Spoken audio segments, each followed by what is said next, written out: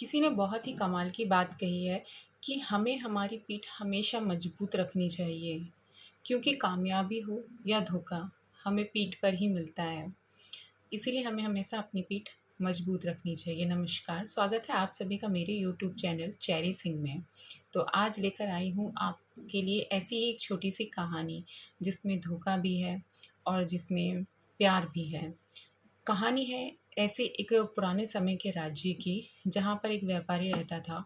उसने एक लड़की से प्रेम किया था और उससे प्रेम विवाह किया था। उनके प्रेम की मिसाल दूर-दूर तक दी जाती थी। उनका प्रेम विवाह बहुत ही अच्छा और मधुर चल रहा था। दिन प्रतिदिन बड़ी ही मधुरता के साथ उनका रिश्ता आगे बढ़ रहा था। ये देखकर लोगों में उनके प्यार की मिसाल को दिया जाता था। लोग दूर-दूर के लोग राज्य में उनके बारे में चर्चा की जाती थी। उसी राज्य के राजा और रानी एक दिन अपनी छत पर खड़े थे और व्यापारी की छत की तरफ इशारा करते हुए बोले। व्यापारी की छत पर एक मशाल जल रही थी।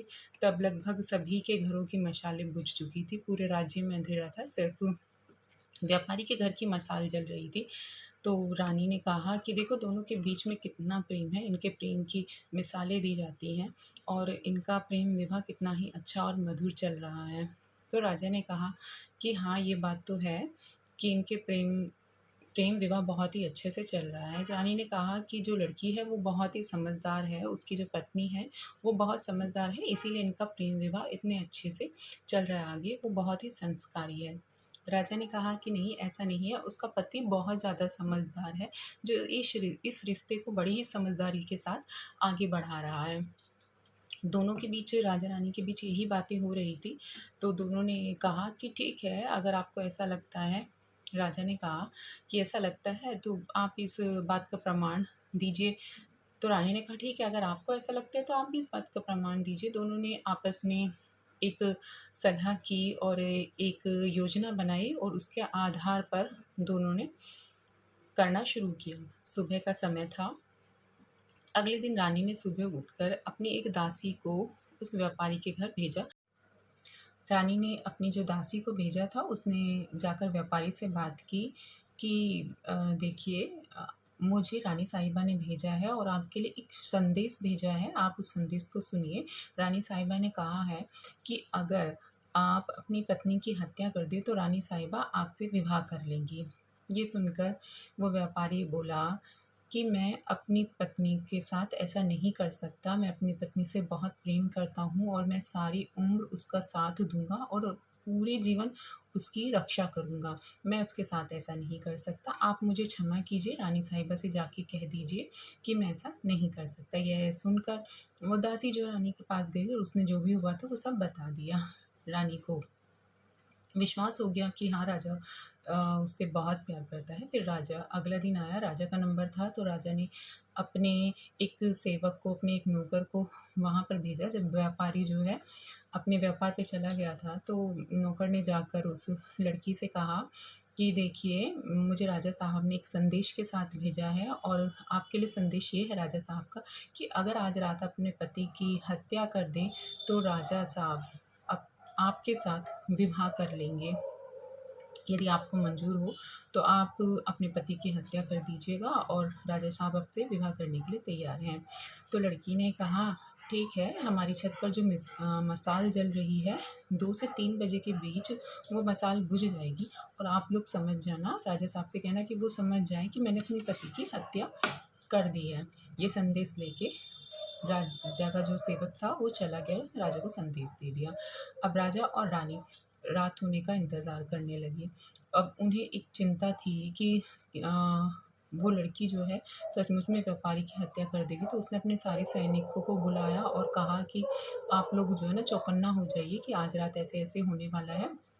वो लड़की व्यापारी की हत्या करने वाली है, तो हमें उसकी जान बचानी है। 2 से 3 के बीच जैसे ही मशाल बुझेगी, हमें तुरंत जाकर उसकी जान बचानी है, आप वहीं पर आस-पास ही रहिएगा। अब ये सब प्लानिंग होने के बाद 2 से 3 बजे वो मशाल बुझ गई। अब तुरंत ही राजा ने अपने पूरे सैनिकों को लेकर उनके घर पर चले गए और जाकर देखा, तो जो है उसने एक फांसी का फंदा बनाया हुआ था, जिस पर जो है व्यापारी लटका हुआ था। वो लोग जो है व्यापारी को तो नहीं बचा सके, लेकिन उस लड़की को गिरफ्तार कर लिया, उसकी पत्नी को गिरफ्तार कर लिया गया। इसी तरह से उसने जो सब कुछ रचा था, धोखा दिया, उसकी सज़ा तो उसे मिली। लेकिन इन सब चीज़ों से राजा बहुत ही परेशान हो गया। राजा ने अपने मंत्री को आदेश दिया कि मैं भ्रमण पे जा रहा हूँ, जब मैं शाम काल में वापस आऊँगा तो मुझे मेरे राज्य की कोई भी महिला जीवित नहीं मिलनी चाहिए। उनके गले काट कर उनकी हत्या कर दी जाए। जितनी भी इस राज्य में महिला हैं सबके गले काट दिए जाएँ और सबकी हत्या कर दी जाए। ये कहकर राजा जो है वहाँ से चले गए घूमने के लिए, भ्रमण करने के लिए। अब जो मंत्री था वो बहुत ही परेशान था इस बात को सुनकर कि ये कैसा फ़ैसला हुआ राजा का, ये क्या मूर्खता वाली बात कर दी कि जो है सभी औरतों के गले काट दिए जाएँ। सभी औरतों के गले किस तरह से काटे जा सकते हैं, ये तो बहुत ही गलत बात है। अब वो बहुत परेशान था, यही सोच विचार करके वो अपने घर चला गया, इतना परेशान था। अब मंत्री के जो पिताजी थे वो उससे पहले राज्य दरबार में मंत्री रह चुके थे, तो उसने अपने पिताजी से इसके बारे में पूछा। उसके पिता ने कहा कि बेटा आज बड़े ही चिंतित लग रहे हो, क्या बात है? तो उसने बताया कि राजा ने ऐसा-ऐसा आदेश दिया है, ऐसा-ऐसा हुआ, ऐसी कहानी हुई। तो राजा बड़े ही चिंतित हो गए, सब लड़कियों से, सब महिलाओं से घृणा करने लगे और उन्होंने कहा है कि मेरी वापसी तक सभी महिलाओं के गले काट दिए जाएँ। तो मंत्री के पिता ने कहा कि ठीक है, तुम इस बात की चिंता मत लो, तुम आराम से रहो और जब शाम को राजा जी आएँगे, ऐसा भी कुछ भी मत करो, राजा आएँगे तो मैं उनसे बात कर लूँगा। तुम दरबार में मत जाना, मैं चला जाऊँगा। अब शाम हुई, राजा वापस आया, मंत्री दरबार में नहीं था, मंत्री के पिता दरबार में थे। उसने देखा कि राजा ने देखा कि सभी महिलाएँ ऐसे ही घूम रही हैं और जीवित हैं। वो बड़ा ही क्रोधित हुआ, चिल्लाते हुए बोला कि आपका बेटा कहाँ है? मैंने उसे एक काम दिया था, उससे ये एक काम भी नहीं हुआ। मैंने उसे बोला था कि सभी महिलाओं के गले काट दे, उनकी मृत्यु कर दे। उसको समझ नहीं आई क्या मेरी बात? उसको मेरे दंड से डर नहीं लगता क्या? ऐसा सुनकर मंत्री जी बोले कि आप शांत हो जाइए। आपका गुस्सा जो है वो जायज़ है, आपका क्रोध जो है वो सही है। लेकिन पहले मेरी एक छोटी-सी कहानी सुन लीजिए, उसके बाद ही कोई फ़ैसला लीजिएगा। अब राजा बहुत ही क्रोध में थे, उन्होंने कहा ठीक है चलिए आपकी कहानी भी सुन लेते हैं। अब मंत्री ने अपनी कहानी सुनानी शुरू करी। उसने कहा कि बहुत समय पहले की बात है, मैं जब छोटा था तो मुझे एक बार एक व्यक्ति जो था वो जंगल में अ, खींच कर ले गया और उसने एक फंदा बनाकर मेरे गले में डाल दिया और मुझे घोड़े के पीछे बाँधकर खींचता हुआ ले गया। अब वो मुझे घसीटता हुआ जंगल में ले जा रहा था।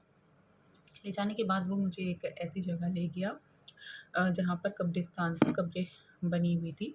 अब वो जो था उसने अपना मुँह ढका हुआ था, वो वहाँ पर कब्रें खोदने का उसने काम शुरू किया। उसने 2 कब्र खोदी वहाँ पर और उसने मुझे भी कहा कि मेरे साथ कब्र खुदवाओ। मैंने भी उसके साथ कब्र खुदवाई तो मैं एक चीज़ तो समझ गया था कि आज मेरी मृत्यु होनी निश्चित है। ये जो कब्र खोदी जा रही हैं, इसमें से एक कब्र तो मेरे ही लिए है, इसमें मुझे ही दफ़नाया जाएगा। इतने क्रोध के साथ ये व्यक्ति मुझे खींचते हुए लाया है, तो मुझे यहीं दफ़नाएगा। अब मुझे वहाँ 2 कब्र खुदवाई गई। खोदने के बाद जब कब्र खुद के तैयार हो गए, तो उस व्यक्ति ने कहा कि डरो मत, तुम जो सोच रहे हो, तुम्हारे मन का जो प्रश्न है, मैं अच्छी तरह से समझ रही हूँ। तुम ये सोच रहे हो कि मैंने एक कब्र इसमें तुम्हारे लिए खुदवाई है और दूसरी कब्र मैंने किसके लिए खुदवाई है, तो मैं तुम्हें बता दूँ कि इसमें जो 2 कब्र खुदी हैं, इसमें से तुम्हारे लिए एक भी कब्र नहीं है, बस तुम्हें मेरा थोड़ा-सा साथ देना है। ये कब्र उसके लिए खुदवाई गई है। एक समय की बात है, मेरे पति थे, मैं अपने पति से बहुत प्रेम करती थी और मैं उनका और मेरा रिश्ता बहुत ही अच्छा था। तो उस राज्य के जो राजा थे, वो मुझसे विवाह करना चाहते थे। इसी वजह से मैंने जब उनका ये प्रस्ताव स्वीकार नहीं किया, तो उन्होंने मेरे पति को मरवा दिया और मेरा हँसता-खेलता परिवार जो है उजाड़ दिया। मेरे पति को मृत्यु के घाट उतार दिया। तो मेरे पति की यहाँ पर एक कब्र बनवा दी। अब मैं अपने पति के बिना जीवित नहीं रह सकती, मुझे अपने पति के साथ ही मरना है, इसीलिए मैंने इनकी कब्र के पास 2 कब्रें और खोद दी हैं। एक कब्र में तो मैं ही जाऊँगी, आप मुझे ही दफ़नाना और दूसरी कब्र मैंने उस व्यक्ति के लिए खोदी है, जिस व्यक्ति ने मेरे पति को मुझसे छीना और मेरे पति को मृत्यु के घाट उतारा। अब मैं उस व्यक्ति की मृत्यु करूँगी और आपको मेरे साथ जो है उसको इस कब्र में दफ़नाना है और जो है बाद में मैं बचूँगी और आप जो है मुझे इस कब्र में दफ़ना दीजिएगा। अब उसने जब उसकी कब्र को उसकी लाश को वहाँ पर दबा दिया। तो बची हुई जो महिला थी उसने अपना गला काट लिया और जो है उसने अपनी जान दे दी और फिर मुझे मजबूरी में उसको वहाँ पर दफनाना पड़ा। जब मैंने ये कहानी अपनी आँखों से देखी तो मैं समझ गया कि इस धरती पर प्रेम आज भी जीवित है। एक महिला अपने पति से कितना प्रेम कर सकती है। उसने अपने प्राण दे दिए अपने पति के लिए। तो राजा साहब आप ऐसा कोई भी फ़ैसला मत लीजिए। हर जगह, हर समाज में कुछ इंसान गलत होते हैं तो कुछ इंसान सही होते हैं। आपने सिर्फ़ एक महिला के गलत होने से सारी महिलाओं को गलत ठहरा दिया, लेकिन उस एक महिला के सही होने से सारी महिलाओं को सही नहीं ठहरा पाए। इसीलिए कुछ व्यक्ति पुरुष अच्छे होते हैं और कुछ महिलाएँ, सभी लोग बुरे नहीं होते। राजा साहब आपका ये फ़ैसला जो है वो बहुत ही गलत है, बड़े ही सोच-विचार के लिए। जब राजा ने ये कहानी सुनी तो उसको समझ में आ गया कि हाँ, मैं जो करने जा रहा था वो गलत था, सब लोग एक से नहीं होते। उसने अपने फ़ैसले को बदल दिया। तो दोस्तों, हमें जो है कभी भी कुछ भी ऐसा नहीं करना चाहिए कि जिससे हमें फिर बाद में पछताना पड़े, क्योंकि हर इंसान गलत नहीं होता, कुछ इंसान सही भी होते हैं और जो है सही लोगों को हम गलत की श्रेणी में रखकर उन्हें दंड का भागी नहीं बना सकते। इसलिए हमेशा सही और गलत का फैसला ऊपर वाले पर छोड़ते हुए निरंतर आगे बढ़ते रहना चाहिए। इसीलिए आपसे हमेशा कहती हूँ कि कर दिखाओ कुछ ऐसा दुनिया करना चाहे आपके जैसा। इसी के साथ आपसे लेती हूँ इजाज़त। मेरे चैनल को सब्सक्राइब करना ना भूलिए, लाइक, शेयर और कमेंट कीजिए। बाय।